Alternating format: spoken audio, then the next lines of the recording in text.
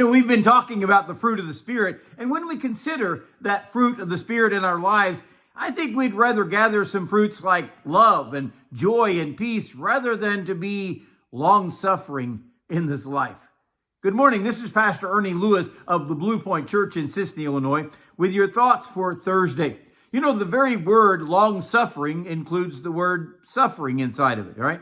Very few people are willing and ready to do any of that down here. If all of life were a buffet and we could pick and choose what makes up our lives, we would probably take some love, some joy, a big helping of peace for us. Of course, to be long-suffering means we are willing to suffer long. Perhaps this calls for us to put up with another person whose personality can be grating on our nerves and even makes them difficult to work with or even to visit with. Long-suffering does not mean that we simply ignore them or not hear what they have to say. It actually means we will do our best to listen with some compassion. Long-suffering may be associated with mercy, which we should always show to other people. The Bible points out that God was long-suffering to the people through all those years that Noah preached the gospel and worked to build the ark. In 2 Peter, he speaks of scoffers who don't believe that Jesus is coming again. They even say things like, where is the promise of his coming? All things can continue just as they always have.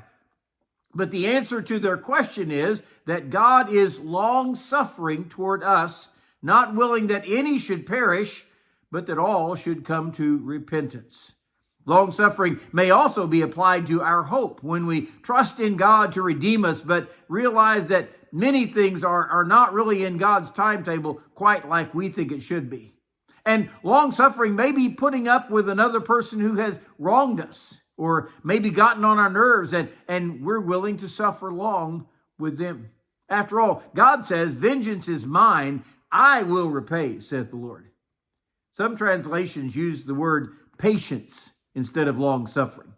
We don't have to look very far in our relationship with the Lord to realize his patience in dealing with us. And we really need to practice that with others also.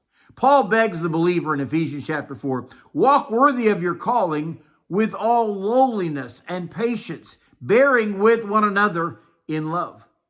So we must follow the example of Christ, who was willing to be long-suffering with us. We need to show that kind of patience to those around us today.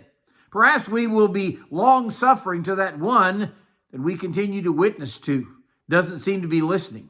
Or maybe we'll be long-suffering to those today that can be difficult, realizing there are times when we might be difficult too.